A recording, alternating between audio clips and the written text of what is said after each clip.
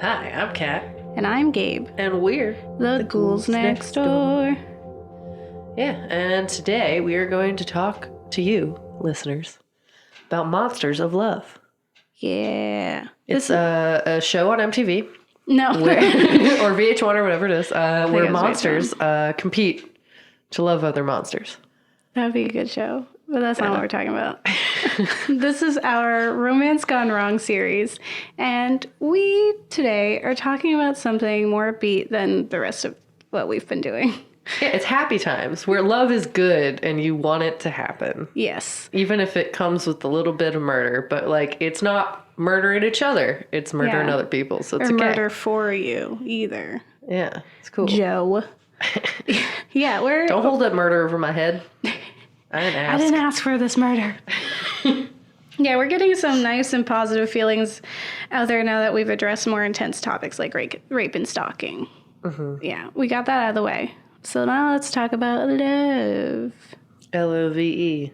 Yeah, we're talking about specifically one of the most loved monsters with all the sexy, sexy romance that they have, which is vampires. Yeah.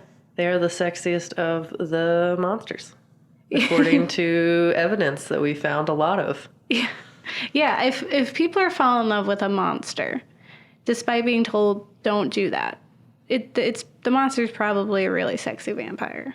And it's like, yeah, they're a murderer, but also he's really hot. Yeah. Imagine what sex is like. I don't care that my friends are traumatized. Yeah, it's totally chill. It's totally chill because we're all monsters here. And when you're all monsters here, you're like, yeah, hey, other monster. Yeah. Hey, you look nice. Come, let me touch your face. Romance. Yeah, that's what romance is. Yeah, but always ask consent before you murder. Yeah. Yeah. Can I murder you? Usually they're going to say no, so. Well, no, you ask the person you're murdering for consent. Oh. It's like, hey, is it totally chill if I, like, murder this dude and we eat him together? Yeah? All right, nice. Friday night, calendar, great. Things got weird. I don't know if I'm invested in this relationship anymore. I would do anything for love. No. No, but yeah, vampires are definitely one of the most erotic of the monsters, right? Oh, for sure. And there's, like, actually a lot of history on that, which is really interesting, which we'll talk about later. Yeah. Yeah, and I was one of those people who, I wouldn't say, I wasn't a twihard. I won't say that. But... I've never heard that phrase, but continue. Yeah. Yes. Twihard.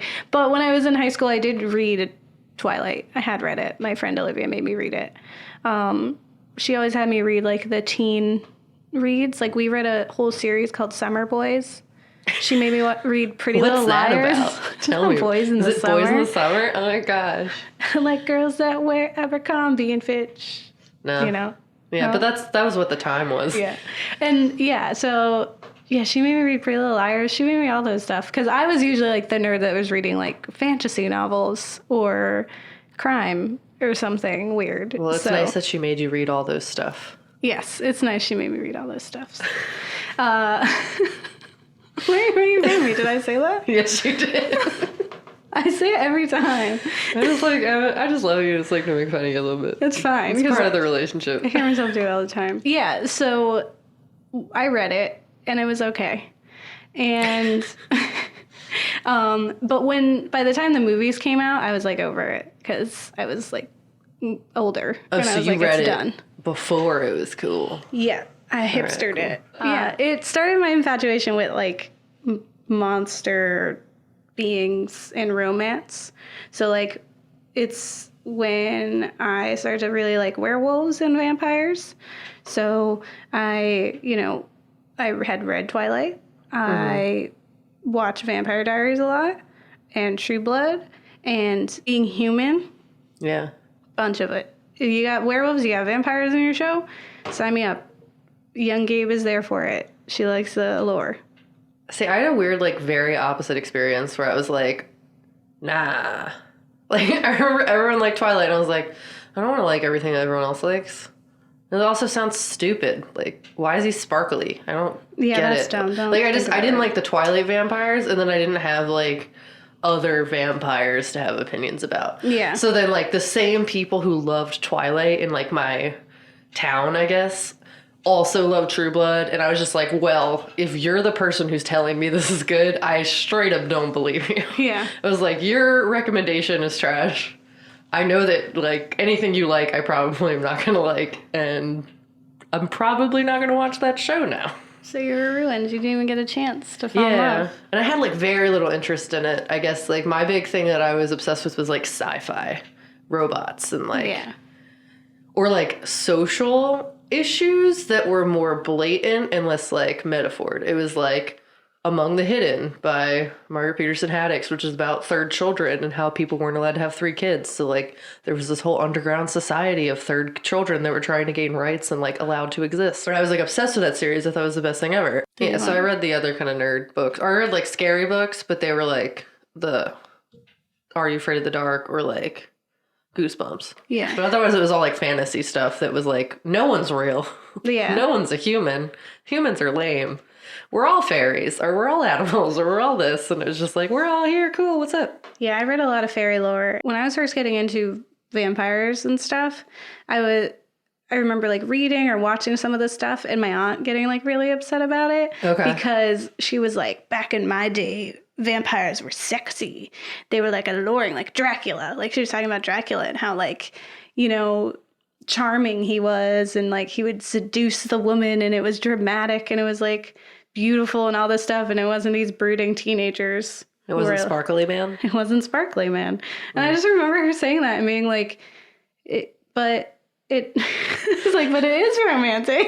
Like, I think it's just modern romantic now. Yeah. It's not the same level of creepy. It's a different kind of creepy now. Yeah. Like, I watch you sleep. Mm-hmm. Mm-hmm. Mm-hmm. And I'm bad, but don't think about it. You don't want to love me. But do, please. Go ahead. Yeah, facts. We tell you facts. All the facts. Yeah, facts. Still facts. About that spooky stuff. Yeah, spooky stuff.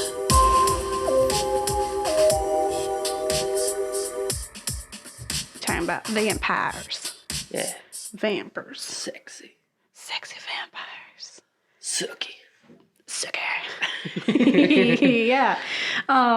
Yeah, so we're talking about monsters of love. Mm-hmm. Monsters that represent this weird romantic narrative that's usually kind of, like, tragic and dangerous, which just makes it all the more sexy. Mm-hmm.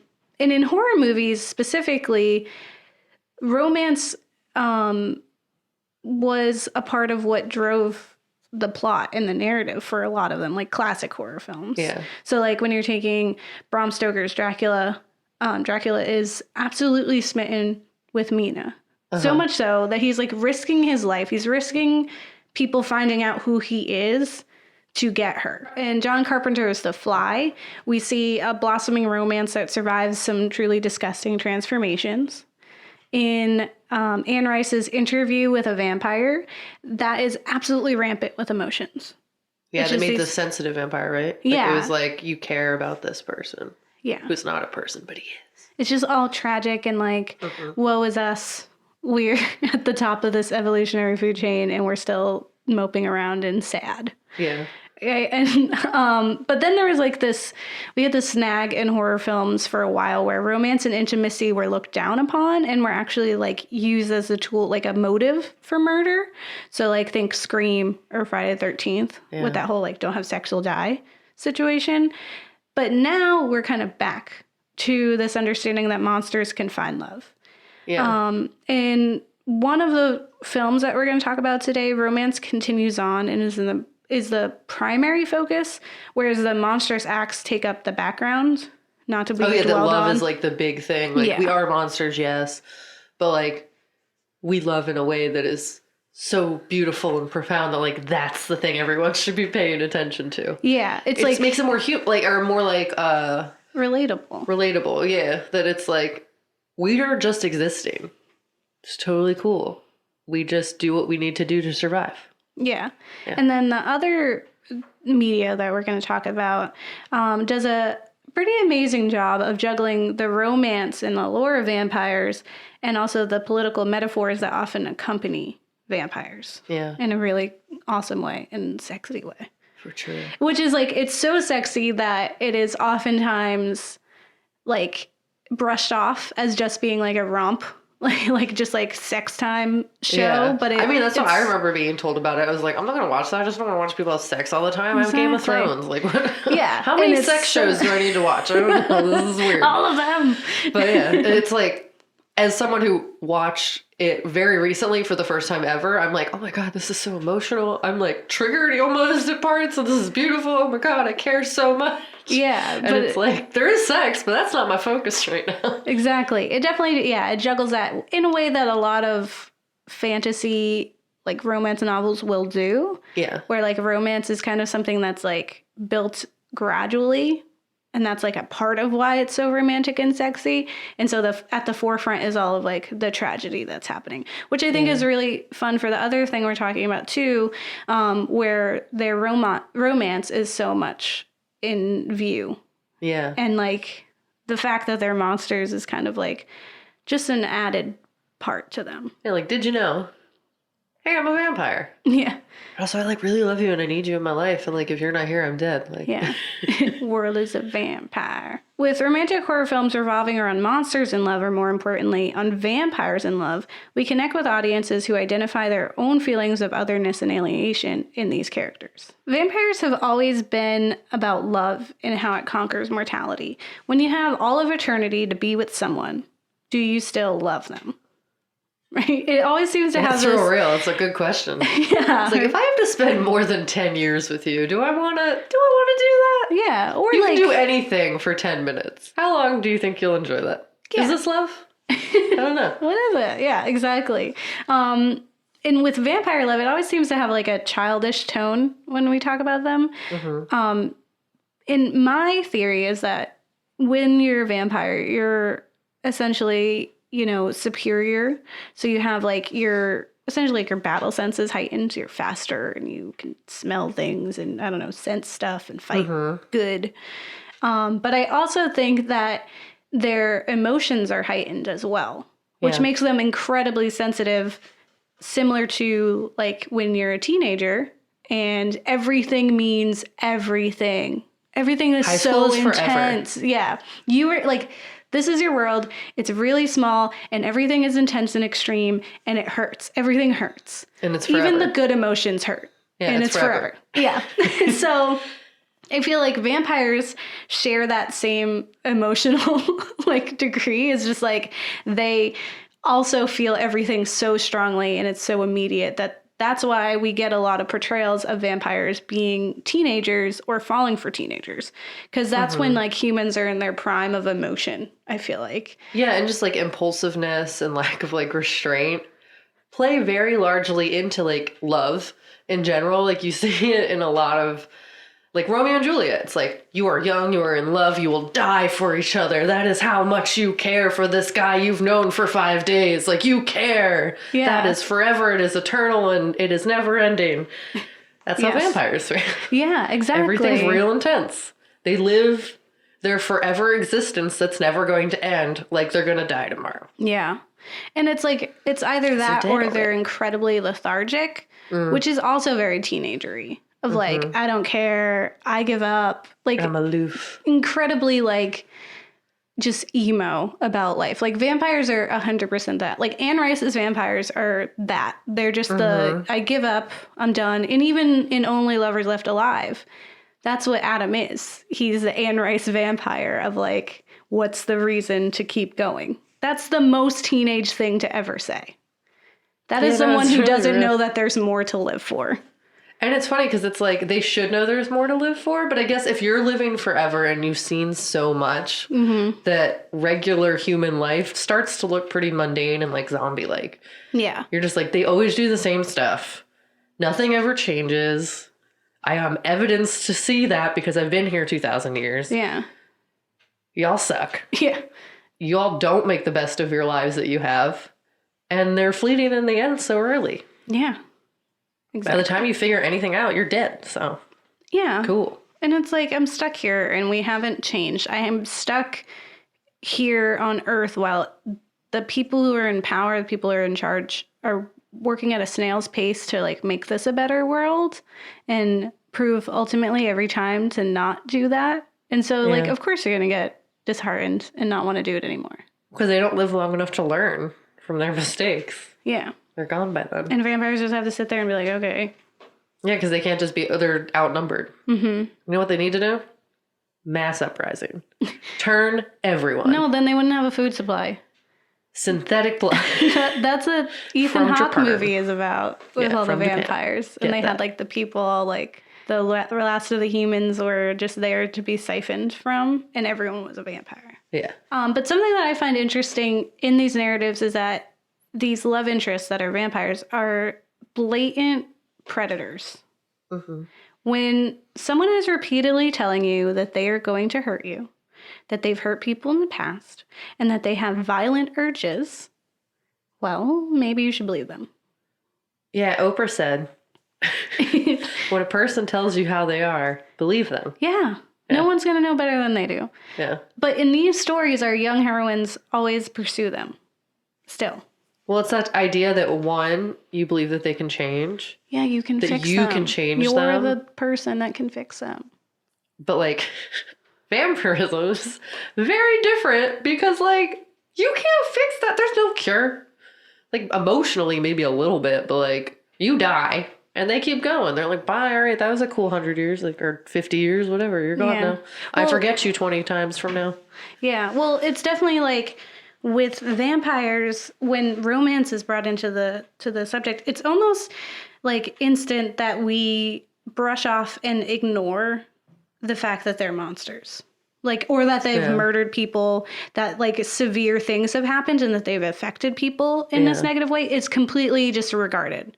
And then because it has to be in order to make way for romance. Because you can't love someone if you look them in the eye and know that they're a murderer. And in several different types of vampire romance media, we see that. So in Vampire Diaries, Elena falls for not one, but two vampires. Two brother vampires that are both bad. That's weird. Yeah. It's a whole thing. A little incestuous. Go ahead. But they're both monsters, right? Stefan, who's like her original love interest, is literally called a ripper because he tears people apart. Not for nourishment, but for fun. That sounds is nice. the modern Angelus to Buffy's Angel, right? Okay. He is this epitome of like, he's just monster. He just like sees red and then destroys everything. And that's why he can't like do most any. Men. Yes. That's why he can't. That's why he has like a vegetarian, in quotes, diet of like, he just eats like animals. Because when he isn't, then he goes insane and kind of murders all out everybody. Yeah, he kills everything. And then her other love interest, Damon. When we first encounter Damon, he kills and transforms Elena's best friend, Caroline. Cool. And one, I will say that's nice to do for their love interest. Yeah. Awesome. Well, he isn't a love interest for a long time, but I feel like they just completely forget how murderous he was when he first showed up into town. Like, he was just murdering for fun. He tries to like change Stefan back into a monster. They have a weird dynamic that's very supernaturally with the brothers, like Dean and Sam situation, and like ends up with Damon, and it's supposed to be this like amazing love story that took forever to come through. Yeah. And there's so many things. There's this idea that like Elena makes Damon better, all the while ignoring the fact that he makes her worse. Cool. And essentially, like, she tries to leave like a million times and like she ends up staying, and it was mapped out as like this idea, like almost like it's her obligation to be with him because she is keeping him in line.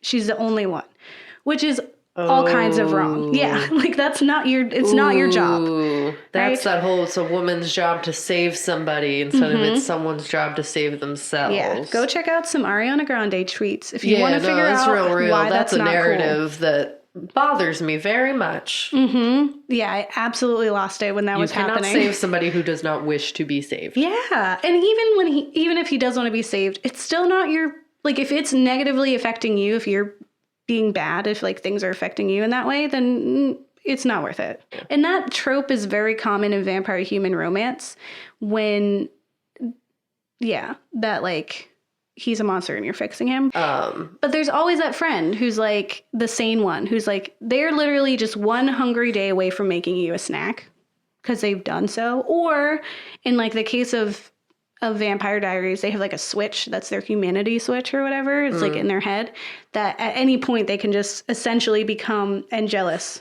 of Angel. Like, whereas Angel has like his soul and it gets taken away, he becomes Angelus. They do that to themselves. And it just... So dissociation. Yeah. It's just at some point they give themselves the ability to turn off all emotions and feeling like a person, empathy, and then they can go and kill people. And then they wake up if they turn the switch back on, and then they feel all of the damage of what they've done, and then they're sad. That's not worth it. You might as well just not remember it then. Exactly. Which is the problem, because then you're really hella murderous. Yeah, because then like you still did it. Yeah. It'd be different if it was like you don't remember it, so it's like, all right, well, I didn't do it. Yeah, but it's it's all kinds of messed up. But in Buffy, she falls in love nearly instantly with Angel. Mm-hmm. And Angelus, was she glamored at any point or no? No. Oh, okay. They're fated to be like, and that's kind of what it's kind of shown to be. But Angelus is also one of the most horrific vampires out there. He's notorious for tormenting the later crazy vampire Drusilla by killing off her entire family simply because she was beautiful and pure. Cool. He just needed to destroy her. Yeah. This monster gets his soul back because he messed with the wrong gypsy, which makes him Angel, not Angelus, when he has the soul in there. He's brooding. He remembers all the bad things he did. He essentially becomes all those vampires in Vampire Diaries. But the love between Buffy and Angel is doomed from the start because Angel can never feel true happiness or his soul will be gone.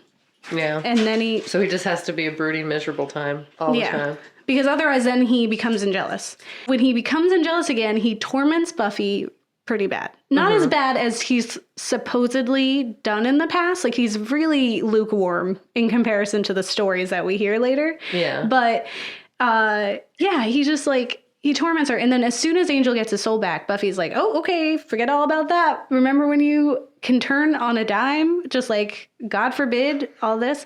And there's also the whole idea that his true happiness comes after they have sex. And it's like, is that the only time you feel true happiness, Angel? Like, any other time that you're, like, in love with Buffy doesn't count? No. That's stupid. Yeah, no, it's pretty... He should just never be around her. That's so dumb. Yeah. Anyway, this torture romance does make for a fun spinoff, but yikes. Yeah. Another fun aspect to Buffy, though, is the romance between two vampires. So Spike and Drusilla. Mm-hmm. They're the baddies, but they're absolutely in love. Yeah. And it's kind of like Spike cares so deeply for Drusilla.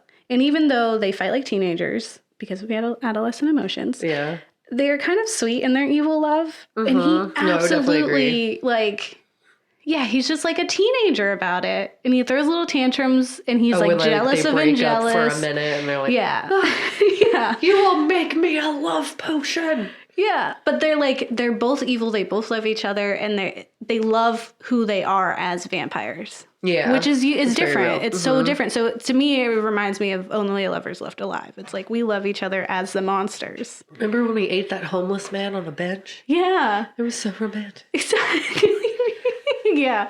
And then later in this section, we're going to be talking about True Blood, which we'll have a lot more to say, which I essentially got Kat a little addicted to. Yeah, definitely. I really liked it. It was a great show. I was very surprised because, as I said, like the people who recommended True Blood to me like 5 years or 10 years ago were like not great. So I was like, I'm not going to watch that. It looks dumb. Yeah. And then... Yeah, so that is chock full of vampire romance drama and even some lessons in racism. So who knew? No one knew about True Blood. But it's just... It's deep, man. These teen dream dramas about falling in love with vampires are just rampant with just problems. Don't do it. They're monsters. Yeah. Let's learn... Well, I'll learn you about some vampires. Vampires in movies and stuff like that. In books, whatever. All that fun stuff. Yeah. or uses metaphors for societal issues. So you see in True Blood a lot the like essence of social issues that surround like homophobia and racism and all that other stuff is like rights. And there's that whole thing where he's like, oh, when are you guys going to get married? It's like, oh, if it was legal, like, you know, like there's a lot of societal issues being discussed throughout that show. Yeah. And that's just something that's kind of universal throughout the theme of monsters, but especially vampires. So for example, F.W. Morales' 1922 silent movie, Nosferatu, A Symphony of Horror, was an anti-immigration or anti-Jewish propaganda piece in the opinions of many people. So monsters in general end up, maybe even if not on purpose, now looking back, we're like, oh yeah, that's about that horrible thing that was going on then. Cool. Yeah. I understand now. Monsters tend to serve that purpose. They're usually, it's not just, this is a monster. It's usually like, okay, what time period did this film exist? And which group of people were we alienating and making out to be the monster? Yeah. But it's also interesting, I feel like. So, fun fact of my life as a history major, and my big favorite was historiography. So it's like, why were things written the way that they were in the time period that they were written? And why, so specifically in relation to horror, like, why was this scary then? Yeah. So you get the period of time where like Dracula's being written, or about, and then Dr. Jekyll and Mr. Hyde, like the monster stories that are like kind of being written about in these time periods where science was changing, and basically they're starting to really look at the brain and the way that the brain operates. Yeah. So there was this big fear around cerebral, let me make sure I say it right, cerebral localization, and basically the essence of free will or the human soul, and how when they were doing experiments on the brain, it eliminated that idea. Like you couldn't really believe that the humans had souls and could control their actions because the brain was telling you have a left brain and a right brain. One controls impulse control and the other side does your smarts time. So Nosferatu or Dracula ended up being considered really scary because of the fact that one, as vampires, we see that they're very impulse driven. They really react and they live passionately, and they're going against all the other things that like Christian society at the time was saying was repressive. So you were told you're not supposed to do that. You're supposed to wait till marriage to have sex. You're not supposed to be hypersexual. You're supposed to have sex with your husband. That's it. You die. Yeah. And basically that you weren't supposed to be gluttonous. You weren't supposed to live fast, die young kind of thing. Bad girls do it well. So the anti-idea of that, where vampires, you see that that's their whole thing is they're live fast, never die, but you know they're acting like they're gonna die tomorrow. Yeah, they're acting like they know they can't die tomorrow. Yeah, exactly. There's no consequences. Do sex with whatever we want and eat whatever we want and do whatever we want. We're living. Yeah, man, let's go. Try me. Yeah, come on. Bring that whatever steak, whatever the only thing that can kill me. Come at me, bruh. Come at me. So that's how they're living. And that was at the time specifically, where it was like Victorian era. They were like, nah, guys, don't do that. That's terrible. That's sinful. God will smite you. All the impulses of your human soul, you can fight. Like you can have individuality. You can be a good person, a virtuous soul. Your soul will be saved if you live this way. And contrast to what vampires are saying. But all the science that they were doing around then kind of showed that people don't always really have control of their impulses. It's very much like signals and triggers and all that fun stuff is what makes you do the things that you do. And you'll see a lot of that when you're reading Bram Stoker's Dracula. You're seeing like the movie versions of it that there's this whole lack of control over yourself. You are in a zombie-like state. You are being mind controlled. You are being glamored, I guess. Yeah. And that like you don't really have control of your impulses, but like the thing that's attracting you is you can't even help it, and that's what's scary. So now we ask, why are they sexy? I'm gonna tell you. So essentially the reason in folklore that vampires were always portrayed as like sexy things, it's very funny. Gonna warn you now. Fun fact, when they would think people were vampires, like they suspected vampires existed, they were like, all right, we're gonna dig up this guy's grave. Totally gonna find him in there. It's gonna be cool. But he's a vampire at times. Almost most of the times when they would exhume the dead body, it would have an erection. So they would assume that That's a thing that I read, and I've decided it's true. That's crazy. So that the corpse where's would the have an blood- how's the erection, blood and that going like there? further created the idea that vampires were obsessed with sex. Specifically male vampires, that they were like insatiable. They would go have sex with everything, and that's where also like where when a widow, their husband recently died, if they became pregnant, they were always just like, oh yeah, that's their dead husband. They came back. They're a vampire now. Totally fine. Yeah, because there's no possible way that a woman can have sex with someone who isn't her husband. So the only answer is that he came back from the dead. Yeah, it was like totally cool. So in a modern lens, you look back at that and you're like, she had sex with the neighbor down the lane. Yeah, she had sex with her friend. Now she's pregnant, but totally vampire husband. Yep, It's totally had fine. to be. But yeah, we have a more modern lens where we're like, oh wait, I have some logic. I can kind of tell what's going on here. Then they did not. They preferred to be like, oh no, she's still pure. It's totally fine, guys. It was just a vampire husband. So there was the whole idea that like when they came back, the first thing that they were going to do was have sex with people. So that just continued the narrative that they were these sexy beasts that would come back, and that was their whole thing. Yeah. It was never consensual because back then women could not give consent to sex. It was only just for happening to procreation. them. Yeah. You could never want to do that. Yeah. And they would also say that they would use it as a reason that nuns got pregnant, or like people who were generally celibate or chaste, like who were societally expected to not have sex ever. If they became pregnant, then it was vampires. Duh. They couldn't have done that themselves. Because it wouldn't be a human man. Like a human No. man would not abuse or take her virtue.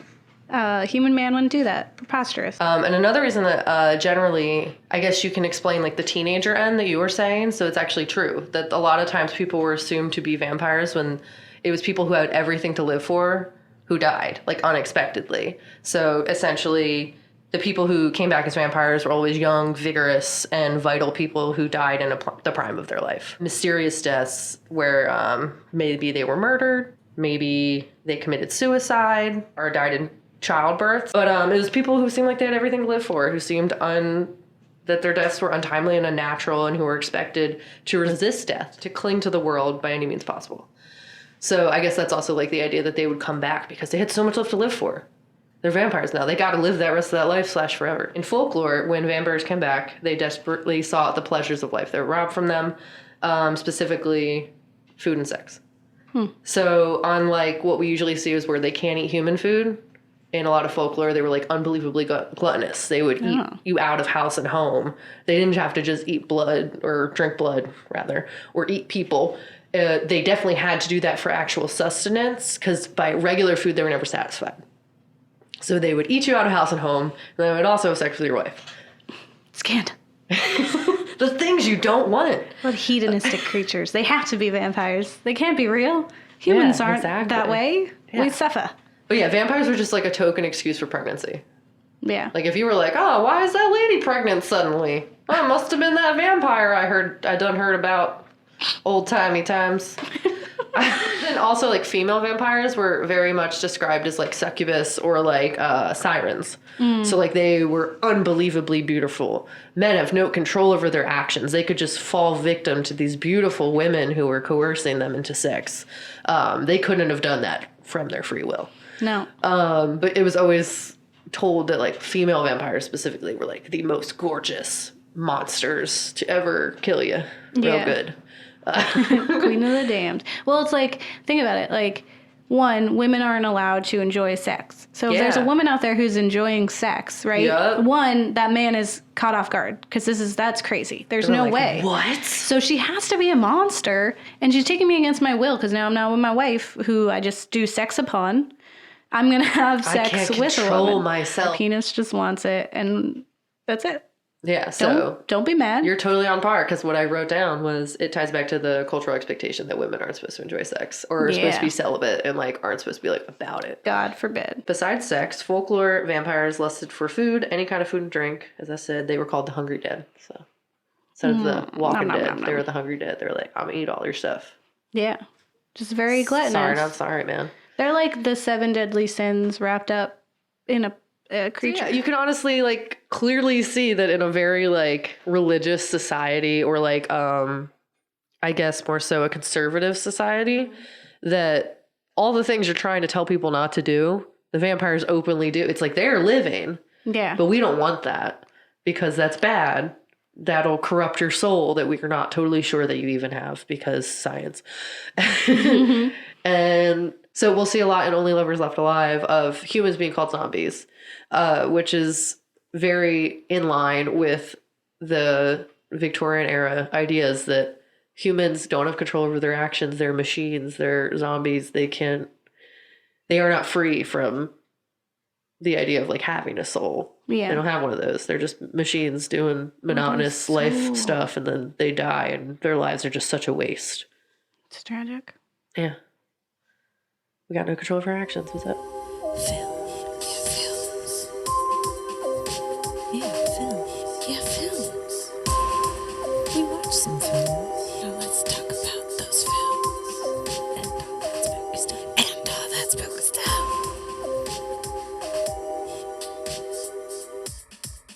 So we watch stuff. As always. Watch something about vampires. Yeah.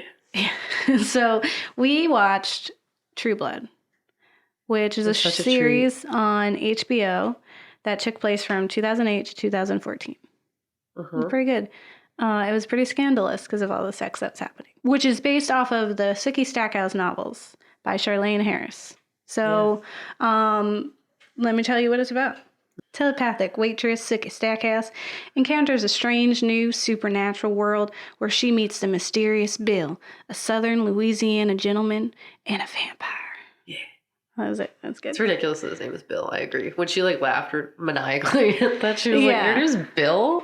I thought it would be Armand. You're like something fancy. I don't know. You live forever. Bill. Your name's Bill. Yeah, this show does a really great job of showing that vampires can be used to convey bigger topics. Yeah. So homophobia, religion, racism in the South. There's the phrase coming out of the coffin that's used. The existence of the Fellowship of the Sun shows this. Like it's rampant with these things like signs that say God hates fangs, which is literally one letter away from a slur happening. And that's the thing about it that I found really interesting is that even with the fact that vampires exist and they're the new thing to hate, they're the new other. Oh, there's still underlying levels of racism and homophobia throughout anyway. Yeah. It's just more. Yeah. In season 1, you really emphasize all these themes. And Tara, who is the best friend who is looking at things logically and actually has like both of the black characters in this, Tara and Lafayette, have really intense traumatic experiences with vampires where they suffer from PTSD. Whereas our white characters are in love and romanticized and like, you know, are fawning over. And despite the fact that their friends are like, I have been tortured. I cannot sleep. I have panic attacks because of the existence of these monsters and you want to marry it. Like what? Even though all that's happening, right? Tara still has to like talk about how racism still exists. Yeah. Like she has this whole tirade about her and Jason, like when she's pretending that she's dating him. Yeah. And she's just like, you think with vampires, like we would be over this. And it's like, you always have that idea that like if aliens showed up, we'd have a new thing to hate. And so maybe people would finally unite and like target this common enemy that's so very clearly another. But they're still there.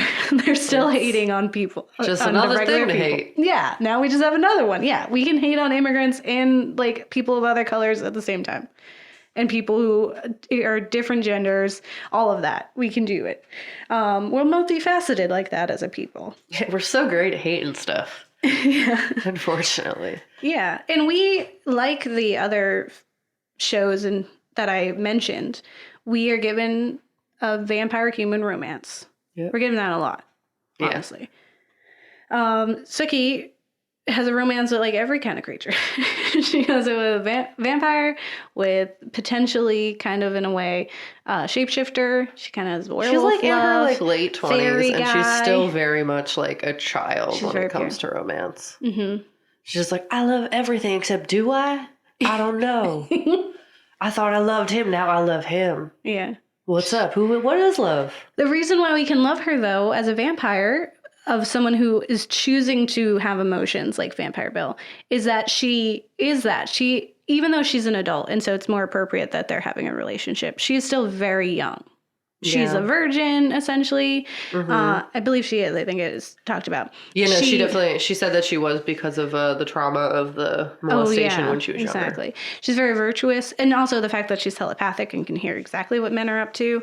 But it's like she is very virginal and pure and simple and childlike, which makes her susceptible to a vampire that's looking for that. Like, if you're living for years and years, centuries and centuries, you're going to yearn for something that's untouched.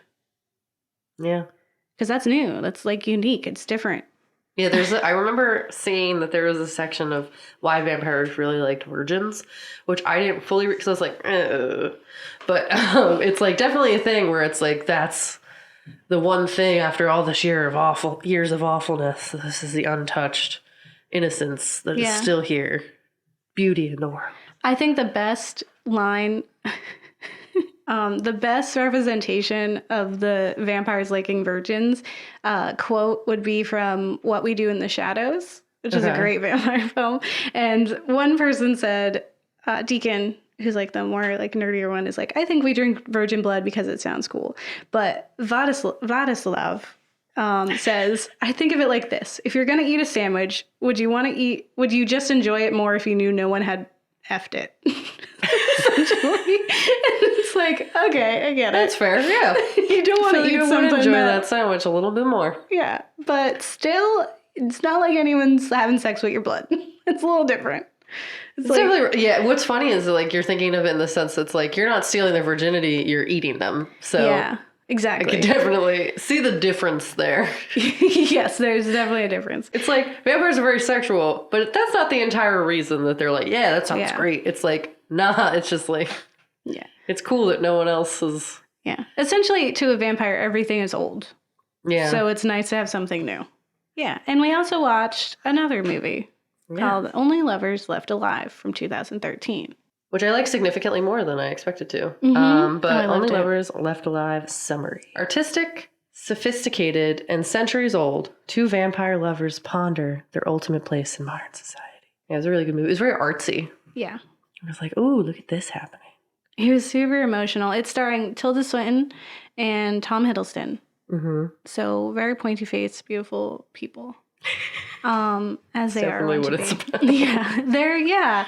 It's like, it's so good. Like, and to me, I felt very strongly that like Tilda was the best person to pick for that. She was just so great at it. Like, if I'm gonna pick a centuries-old vampire that's just like enjoying life and like making the most of being a vampire, it's gonna be her. She looks so great as a vampire. She just has like this intensity about her. Just like when you're looking at her, you're like, ooh. Yeah. You're intriguing. I can't really explain why. If you told me you were actually a vampire, yeah, I'd probably believe you. Yeah. It's beautiful. I think, and what I loved about this was that it was more about emotions and like humanity even after not being a human. Like there's no on-screen violence. It all happens off-screen. Yeah. And there's no sense of like damnation or like the struggle that we see in other things. And the fact that I also love that they're both vampires. Because then we skip over that whole like, I'm should corrupting we do you, this? Or like I'm trying to change you. It's like, no, we're both just us, man. And we're gonna be in love now. And we live forever. We were married hundreds of years ago. We were really cute and young, and now we're even older. And they're also like yin and yang in a way. So like she's always dressed in white. He's always dressed in black. She's like this like literature buff who loves books. He loves music. And they love each other for how different that they are. Oh, yeah. It's definitely like an opposites attract, but like total acceptance of each other. And it's like they are very much like she's definitely the one that brings the light to the situation and like helps him feel better and feel like his life that is forever has purpose and that he should not kill himself. Yeah. And he's like, I'm sad. Yeah. And he writes some songs for these zombies who won't appreciate it. Yeah. He's very brooding. He's the classic Anne Rice brooding vampire. Oh, yeah. There's like a line where he says like he feels like it's this, like the sand is at the bottom of the hourglass. Yeah. And she says, then it's time to flip it over. Yeah. Which is like, that encompasses their entire relationship, Yeah, right? 100%. Is that he's like, the glass is almost empty. And she's like, well, it's half full. Let's fill it back up. Yeah. Or, oh, we Makes have them more to believe and drink. stuff. Yeah. You know, so and sweet. it's absolutely cute and sweet. Yeah. And I love them so much. It was such a pure, amazing relationship. Like, especially because, so we have these two vampires who are married, but they're living in different places. So he lives in Detroit and she lives in Tangier.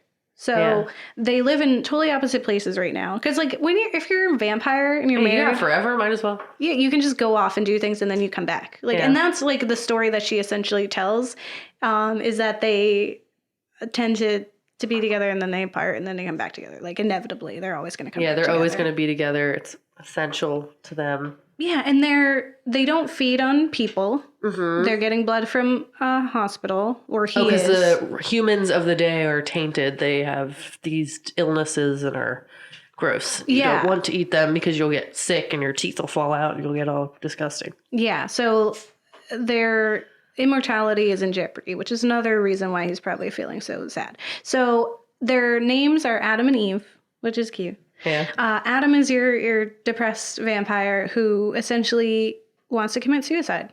Yeah. He's lived long enough. He's tired. He feels like everything that could be done has been done. He's bored with people. They call humans zombies. Mm-hmm. He has indulged.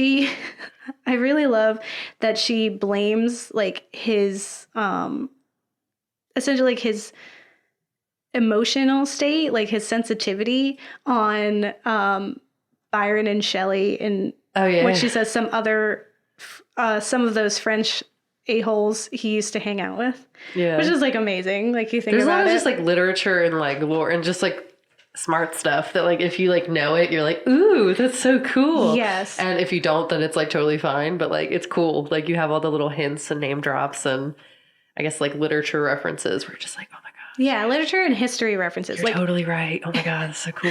It's essentially, for me, I felt like it's a literature nerd's wet dream. That's what it felt like to me. I definitely got very excited. Like so Adam goes to a hospital to get the blood. Every time the doctor there refers to him as a different doctor, and it's always like a spooky sci-fi doctor. So he's Dr. Caligari, he's Dr. Jekyll. Like every single time we have this new person. I love it. I freaked out every single time. There's like, wait, that's what he's saying. He's saying the stuff. There's the character of, I think it's Marlowe. Yeah. Yeah, Marlowe, who is essentially the person who ghost wrote for Shakespeare. And he says, like, he wishes he had known Adam when he was writing Hamlet because he was the perfect character for that, which is true. He's very Hamlet-esque in a way that he feels like he is owed more to life than anyone else. And it was just super exciting. And then there's also, like, references to history as well. And when you think about like the futility of like humanity, right? So the fact that they're vampires and they have to live in the shadows, they can't directly change the course of the world. So they have to wait for the rest of the world to catch up. Yeah. Which is something we'll talk about next week for another Monsters episode, is that there's a character that's like trying to, like, the world is trying to catch up with her. Yeah. And so, like, there's a great line where Eve mentions how Adam loves his scientists, and he raves about what has happened to them because of the zombies. So he's like, Pythagoras slaughtered, Galileo imprisoned, Copernicus ridiculed, poor old Newton pushed into secrecy and alchemy, Tesla destroyed, his beautiful possibilities completely ignored, and they're still whining about Darwin. Yeah. Right? And it's just like that. The zombies don't deserve these scientists and these once-in-a-lifetime genius humans because they won't appreciate them. They're not. Yeah, they're not seeing the big acceptable. Picture. Yeah, they're not susceptible to like expanding their minds, and so we're stuck. And so if you're centuries old and you're just waiting for people to finally figure it out, that's gonna wear on you. And I thought that was amazing. Yeah, I think making the romance just really pure and sweet, making it about two vampires instead of humans, and putting all the violence in the back allowed us to make this more about humanity and like history and like our progress. It allowed it to be so much more than just like a stereotypical vampire film. Oh, 100%. It was so nice. It was like, you kind of forgot that they were vampires for a minute. You're just like, oh, you live forever. Cool. So you have this like really unique and great view of society that no one else has. Like that was my favorite episode of True Blood, was when he was like the town hall and he was like telling everybody about the Civil War and he's talking about like how he was there and what it was like and the emotions and the way stuff was. It's like, that's every historian's dream. Yeah. It was so cool. Exactly. And like, if you could find someone who lived forever and ask them and use them to make the world a better place, like we could. But in all of these instances, we're not doing that. Oh, humans don't listen. Exactly. We think that's supernatural witchcraft evil times that we Yes. don't want to go anywhere near. Burn it. Yeah. Burn it. Yeah. We want to murder everything we should love. Yeah. Adam and Eve, for me, made the idea of if you were to be a vampire and be in love forever more romantic Yeah, than like, kinda cool. anything else. Be like about it. As someone who's like indulged as a guilty pleasure in that kind of media where it's vampires living a human and the human's always tasked with that question of like, should I become a vampire to be with my love forever? I've always been like, no. like it's See, cute I'm like, to think I'm about. like, I get it. I'd like to live forever and like know stuff. Yeah. Or like have this like higher, like the thing that would suck is that like the other ones are not nice. Like they're bad. Like there's no like Bills who like have this still like keen sense of humanity embedded still in them. It's like crazy people who are like mass murderers and whatever. It's still a struggle. Yeah. Like, for example, and what I like about Eve is something that I liked about a character in Twilight. Was it the nerdy one who like kept going to college? Yeah. So Jasper is a character who's a side character who would go to college and he has like 1 million degrees and he just like loved learning. And I remember reading, and it's literally just like a paragraph in one of the books. And I was just like, I want to know him more. I want to know that more, because that's like such a genius way to spend your time, as opposed to being this, like, I'm going to go to college or high school forever. Like, that's dumb. That you don't have to, unless you look like a prepubescent boy forever. Like you could definitely pull off a college student easily and then just go to college forever. You forge documents because you're a vampire. You're already doing that. Just forge them so you say that you're 18. Right? And that's what I feel like. If you're going to be alive forever, that's your opportunity to like learn and expand. And that's what Eve is doing. Like Eve reads and she's like infatuated with the growing world and with knowledge and literature. And he also is, Adam as well, with like the expansion of what music can be, right? Yeah. And they're so like, their little intricacies is just really beautiful. And that was like, that's what vampires should be about. Yeah. If you have the chance to live forever, it doesn't have to be about those little minute things. That's such a human perspective. You are too old to think about the things that we think about. Yeah. You're too, like, you don't have to worry about dying tomorrow. So you're going to think differently. Time. Yeah. To like live and know stuff and like just be super interesting and cool, man. Yeah, you can adapt. You can like evolve from where we are. And like they think that they have it, like they have it in all the shows. Yeah. They're like, we're so much better. And And it's like, they're you're not. doing all the same stuff. They're just being like big extra. teenagers. Yeah. It's so dumb. Go get smart, man. Yeah. You can. I don't got believe in time. You got time. Love prevails. Go do it, man. Films. Yeah, films. Yeah, films. We watched some films. Now let's talk about those films. And all that spooky stuff. And all that spooky stuff.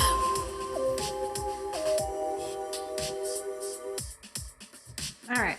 So if you like it, it's I'm coming out of the coffin and I'm doing just fine. Gotta get out because I want it all. Exactly. It's coming out of my coffin if you like it. If Cool. you don't like it, it's my vampire husband got me pregnant. Yeah, totally not John down the road. Nope, not it the was my milkman. vampire husband. It was him. He came back to life because I can't have sex with anything else. Duh. Yeah, dig up his Come body. on. He's got an erection. Sure does. He's thinking of me. He's totally cool, guys. He just goes back into his coffin and lays down. Nope, and With his erection. He's ready to go. That vampire husband of mine. That's how it works. Yeah. So for the topic of monsters of love, which are vampires, how you feeling? Coming out of my coffin. Yeah. Yeah. I'm about it. Yeah. I want to live forever. I want to learn all this stuff. I bet you at one point in my hundreds of years, my brain would work real good. That'd be super smart times. And also, because you'd be a vampire, like, everything just works better. You're like, Yeah. I wouldn't be all human, like. You become super hot. I'm already super hot. Yeah. But I'd be, like, extra. Everything would work. You could walk I could downstairs run, normal. I could go on steps normal, my lungs would function. Yeah. I could probably, like, jump off of stuff. You wouldn't and, even like, need it your wouldn't lungs. hurt. You don't breathe. It'd be so great. Guys, hey, vampires. Yeah. Hey, You vampires, exist? don't do it. I mean, I still want my soul. I like the sun is a problem for me. For me, it's definitely coming out of my coffin. Mm-hmm. And I am doing just fine. Because Just don't eat anybody. It's totally fine. You're a vegetarian now. You I would figure it out. that I later. would hate to have to eat animals. I would just drink blood. You can Yeah. make like cool like drinks and some stuff. Yeah. I don't know. I'd make it interesting. I want to eat people though. And You like just go to a hospital and take some blood. It's really cool. yeah, I would love to use the opportunity to learn more and to grow. And I understand that would probably be really depressing at times because I'm already depressed at what the world does. And if I knew that it's limited like that forever, like if I were like already now reading history books, I get sad. Oh, 100%. Thinking about like I'm always depressed reading Yeah. about like the awful stuff that's happened / still is happening. It's exactly. Like, we always take 2 steps forward and then like 5 steps back. That's just what history is. Yeah. Whenever that's sad. I read a book and I'm like, wow, we are still there. We haven't evolved in any way. I get super, super sad. So I guess if I was also like a vampire and I actually lived through that, I could see myself becoming an Adam in some ways. Yeah. But you just need an Eve. You need someone to turn your hourglass over, you know? Or you could become the vampires like in Twilight and some of them have cool superpowers. I think it'd be totally dope if you like still like had some of your humanity. Yeah. I think I could still be a good person and be a vampire. Yeah. Live forever just reading books. It's also like a lazy person's dream because Yeah, you're not it's my like dream. the ever inching, you know, mortality is not looming over you. Like death is not around the corner. So you don't feel any sense of urgency. Like when you're like, oh, I'll get to that tomorrow, you probably can because you're going to be in the prime. I just watch a lot of TV and listen to a lot of music and like draw and make video games and like not leave my house. And it would be so great. So for the media, for Only Lovers Left Alive and True Blood. Coming out of my coffin. 100%. It was just so great. I really enjoyed this way more than I thought I was going to because I was always very anti-vampire. Yeah. I like dug the whole situation. Now Welcome I'm like, to vampires my are life. so cool. Can we just all be them now? Like, for it. Yeah, you find the lore and the love of vampires. It caught me earlier. I'm glad that you're wrapped up in it. I really, really loved Only Lovers Left Alive. I didn't think I would. And I'm really good. so happy I did it. And we watched a lot of movies that like we thought would be relevant that like kind of weren't, and I really enjoyed those too. Like I was just like really satisfied with this little tail end of our romance gone wrong series. I think hopefully everyone else will really enjoy it. Yeah, and I think it's such an interesting take on vampires. Like we've talked Dracula, and it's about time that we talk about vampires, but to do it in this way is very interesting. Oh yeah, because it's not just like drink your blood or suck your blood or whatever. It's like, oh my god, but love though. Let's talk about feelings. Okay. Yeah, well, that's what we got for you. That's the monster of love, vampires. So don't get married. You'll live forever and then not have kids. Yeah. Oh, that's another thing that made me sad. You can't have kids. Didn't even touch upon it. Yeah. You wouldn't be able to have babies. You'd be cool, but I'd be sad. You become a maker and you make somebody a vampire and then they're your I guess you're children adopting. people. You get a Jessica. Yeah. Who's the hottest vampire that ever was. Yeah, she seems real fun. I'm excited to see her story unfold. All right. Okay, bye. Bye. Hello? Hi, Megan. Hi. What are you doing? I'm recording the podcast. On the radio? In my radio station. Hello. Hey, guys, Mom.